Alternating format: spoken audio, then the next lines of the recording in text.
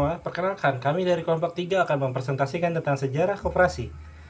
Kalian tahu gak sih koperasi itu apa? Kalau misalnya kalian tidak tahu, mari kita simak video kali ini yang akan kelompok kami siarkan. Enjoy!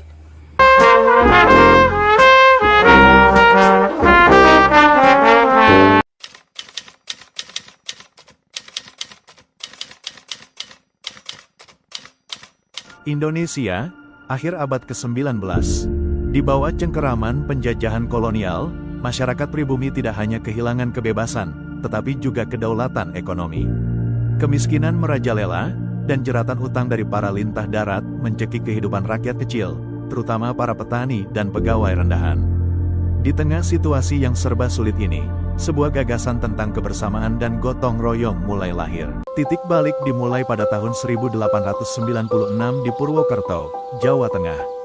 Seorang patih bernama Raden Arya Wiraatmaja merasa prihatin melihat banyak pegawai negeri yang menderita akibat terjerat utang berbunga tinggi.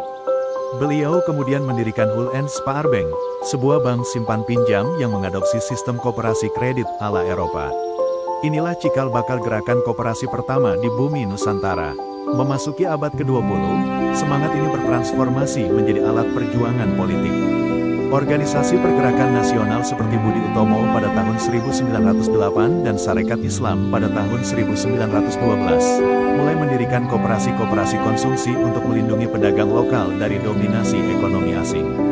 Koperasi bukan lagi sekadar tempat meminjam uang, melainkan simbol perlawanan dan kemandirian bangsa. Namun, perjalanan tidak selalu mulus. Pada masa pendudukan Jepang, gerakan koperasi mengalami kemunduran besar. Pemerintah militer Jepang mendirikan Kumiai, sejenis koperasi yang sayangnya disalahgunakan hanya untuk mengeruk keuntungan dan mengumpulkan logistik demi kepentingan perang mereka. Hal ini sempat membuat rakyat trauma terhadap istilah koperasi.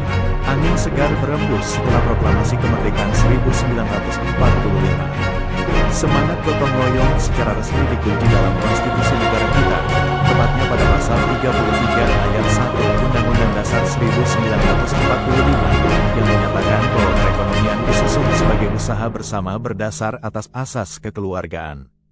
Untuk mengonsolidasikan gerakan yang sempat tercerai-berai, para tokoh koperasi menggelar Kongres Koperasi pertama di Tasikmalaya, Jawa Barat, pada tanggal 12 Juli tahun 1947.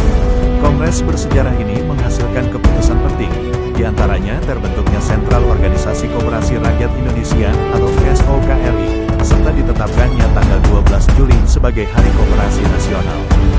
Dalam perkembangannya, sosok Drs. Muhammad Hatta menjadi mentor terbesar gerakan ini.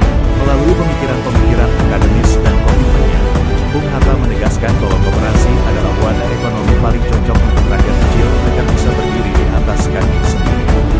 Atas jasa besarnya, pada Kongres Koperasi kedua tahun 1953, beliau resmi dikukuhkan sebagai Bapak Koperasi Indonesia.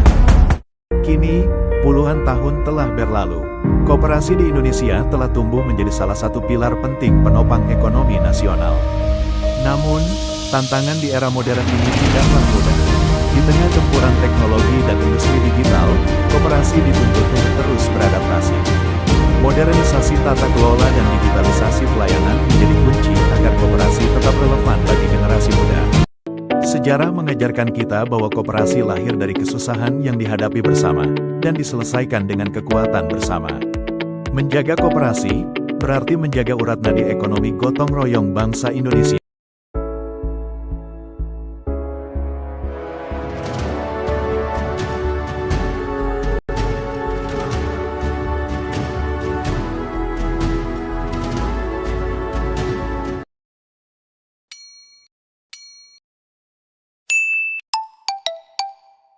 Teman, itulah video sejarah singkat lahirnya koperasi dan menjadi penyelamat bagi rakyat kecil di masa kesulitan. Koperasi membuktikan bahwa ekonomi sesungguhnya yaitu tidak dilihat dari berapa besar modal, tetapi dari persatuan dan keadilan sosial. Sekarang, tugas kita sebagai generasi muda untuk meneruskan tongkat estafet ini. Mari kita buat koperasi kembali populer, modern, dan berdampak bagi kemajuan Indonesia. Tapi ingat, meneruskan estafet ini bukan sekedar soal romantisasi masa lalu. Kita harus berani kritis.